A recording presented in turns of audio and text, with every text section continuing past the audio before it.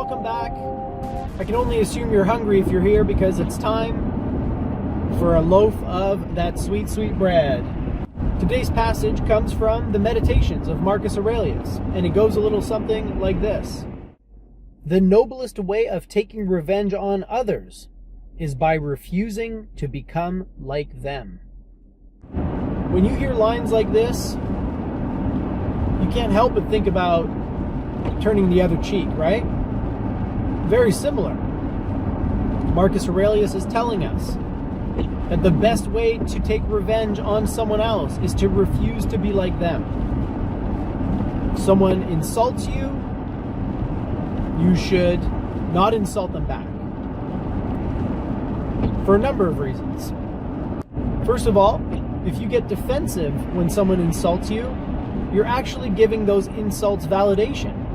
Because by responding in a defensive manner or by hurling insults back at the individual, you're essentially admitting that you've been hurt, that you've been wounded by whatever this person said to you.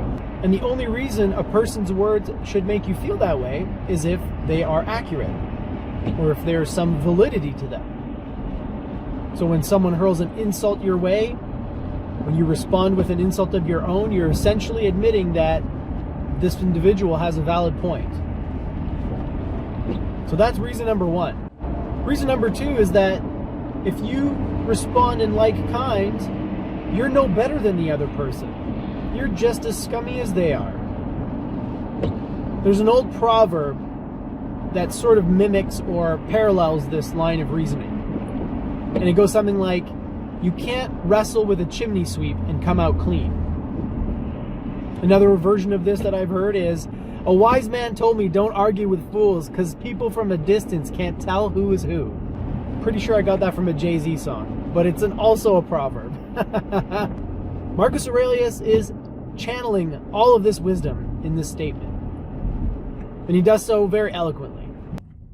Sometimes a counterintuitive approach works in these situations.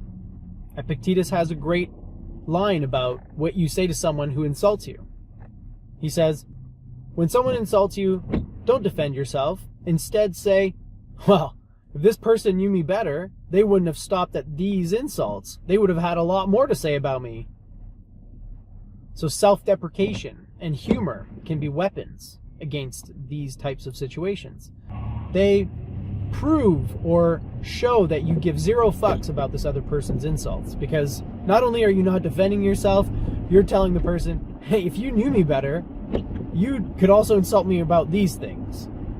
It just shows how little you care about this person's opinion. And that is a far better way to avenge yourself than to just fight fire with fire and try to hurl insults back at them. It doesn't matter what people think about you, and it doesn't matter what people say about you. What matters is that you know who you are and what you are.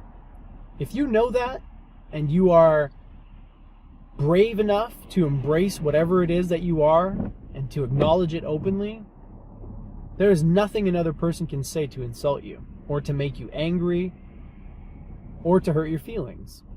Because either what they say you already know and it is true, or what they say is totally untrue, in which case, why would you be upset by that?